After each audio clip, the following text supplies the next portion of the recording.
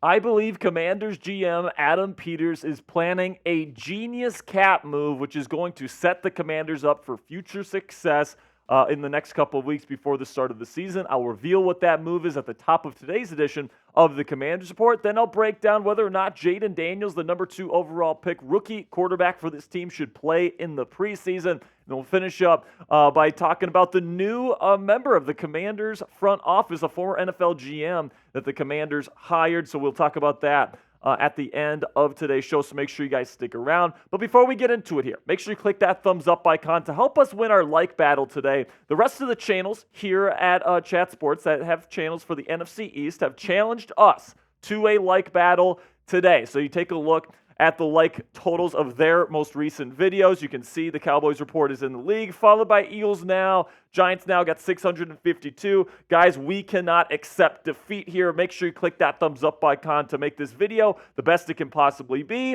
and help us win this like battle to prove that this is the best fan base here at Chat Sports when it comes to the NFC East. Okay, let's get to this supposed genius move that Commanders GM Adam Peterson could potentially pull off here before 2024. And that would be to move all of the available cap space, or at least a large chunk of the available cap space for the 2024 season, and roll it over for the 2025 campaign. So you take a look at the estimated cap space for this season.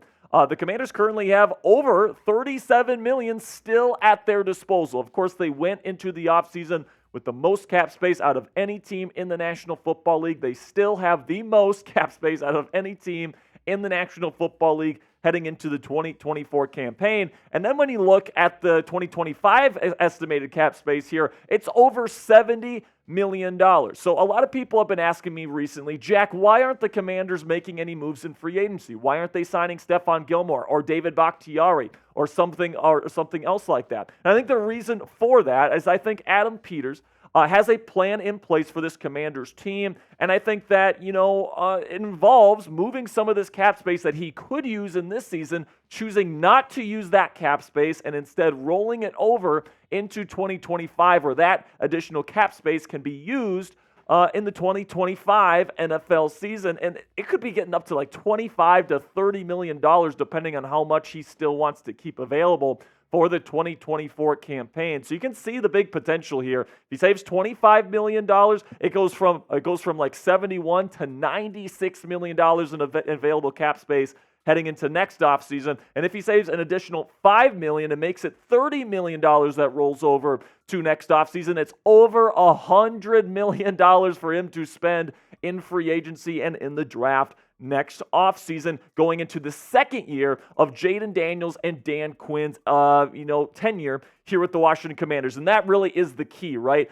This is the year that I believe the Commanders are saying we are going to get our feet wet. All right, Dan Quinn's going to establish his culture. Jayden Daniels is going to get comfortable in the National Football League. And then next year, we're going to have all this additional cap space that rolls over into 2025. And while Jayden is ready to hopefully break out into becoming the next superstar quarterback here in the NFL, and Dan Quinn has his culture fully set, that's when we make the big investments. That's when we bring in the big signings. That's when we bring out the big guns, and we really try and go for it and try to make a run starting in the 2025 campaign. So let me know down there in the comments section, would you rather spend that money, that $37 million plus dollars that you currently have available for this season? Would you rather spend that money on like Stephon Gilmore, David Bakhtiari, etc., type 2024, or would you rather roll over that money to the 2025 season so you can spend more on free agents next offseason? Type 2025 if you'd rather do that. This is going to be the pinned comment on today's show. So YouTube's going through an ad break here in just a couple of seconds. And when that happens, take advantage of that time by answering today's pinned question.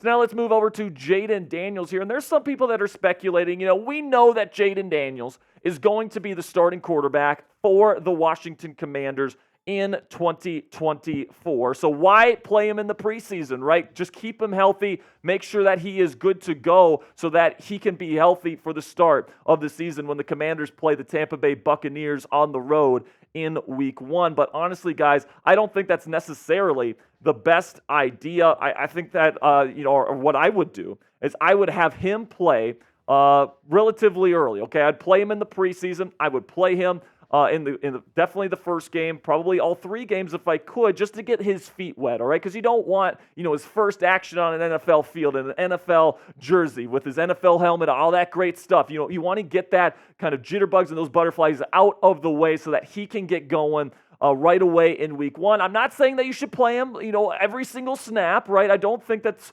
what you should do, right? The argument for sitting Jayden Daniels here is that everybody knows he's probably going to be starting over Marcus Mariota in week 1, so why risk injury? But my take on the entire deal here is that you got to play the kid enough to get those jitters, those butterflies out of the way, plus get his feet wet a bit with the speed of the NFL game. Now, of course, preseason and regular season, 2 completely different animals, but I am a big believer in Jayden Daniels, and I do think that with these rookie quarterbacks, you want to get them a little bit of experience there before they take the field in week 1. Now, what say you guys? Let me know down there in the comments section. Should Jayden Daniels, not Jalen Daniels, Jayden Daniels, play in the preseason? Type P if you want to play him, or type S if you want to sit him. Let me know what you guys think down there in the comments section. If you think the Commanders should play Jayden Daniels week 1, week 2, and week 3 of this year's preseason. They're coming up here on the Commanders Report. The Commanders have hired a former NFL GM as a personal executive to GM Adam Peterson. I'm going to let you know which guy they hired today. But before we get into that, let's have a word from our sponsor here at Fanatics. And you can go to chatsports.com/Daniels to pick up a Jayden Daniels Commanders jersey today. If you were planning on getting a Jayden Daniels jersey and you want to help out the channel, this is your perfect opportunity to do so. Because if you use chatsports.com/Daniels, I'll put that link in the comments and description of today's show, and then you make a purchase. Fanatics is going to send us part of the proceeds. So if you're planning on getting a Daniels jersey, you want to get one today, you want to help out the channel, all you have to do is go to chatsports.com/Daniels and make a purchase. So the person that the Commanders hired today was Scott Fitterer, the former GM of the Carolina Panthers. He was there from 2021 through 2023. He was the one that executed that pretty awful trade, if we're being honest, for the number 1 overall pick with the Chicago Bears. Of course, the Bears ended up landing Roma Dunze with the number, not Roma Dunze, actually Caleb Williams with the number 1 overall pick that they eventually got from the Panthers. Of course, they took Bryce Young with the first pick in the 2023 draft, but Fitterer, of course, got fired, and he was hired now as a personal executive to Adam Peterson. So essentially what he's going to be doing is he's going to be bringing a level of experience to the council of Adam Peterson's, advisors and people that give him counsel and people that give him all these different ideas. Fitterer will be somebody that does have experience sitting in that GM chair, that has done it, that's going to be helping out Peters make very crucial decisions for this organization moving forward. Now, our final topic here on Commanders News and Rumors Roundup today is that Bleacher Report came out with an article which predicts that tight end Zach Ertz will be the Commanders' biggest flop in 2024. This is what David Kenyon, the author of the article, had to say about Ertz. Zach Ertz has reliable hands for rookie quarterback Jayden Daniels. That will be a positive in a safety outlet. At this point in Ertz's career, however, that's about as positive as it gets. He hardly generates any yards after the catch and is no longer a high-volume target. And I completely agree with David here that, Ertz has kind of lost the speed, the dynamic ability that he once had there with the Philadelphia Eagles, and you can even argue the early days there in Arizona. He's more of just a possession guy at this point in time, and you take a look at the numbers, and that definitely bears true here. I mean, you look at the touchdown numbers last year, just 1 touchdown, 2 previous seasons, 4 and 5.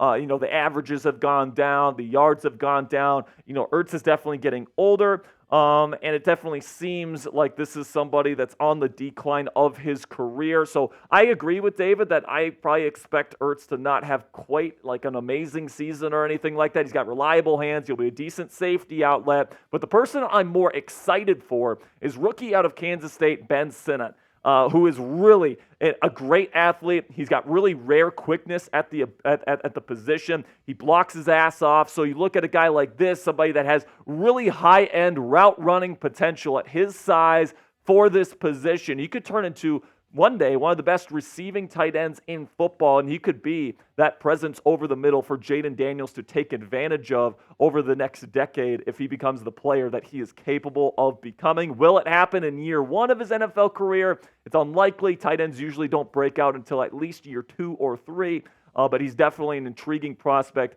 that is going to play a critical role in this offense moving forward. So that'll be it for today's edition of the Commanders Report. Make sure you type Real One in all caps if you made it to the end of today's show. I greatly appreciate all of your guys' support. So if you made it to the end, make sure you type Real One down there in the comments. Make sure you click that subscribe button as well, because if you made it to the end of today's show, that means you probably enjoyed it quite a bit. Guess what? We got more Commanders content coming your way. The rookies report to training camp later in the week. We're going to have you covered with all the latest from Commanders training camp this year. So make sure you click that subscribe button to never miss a moment.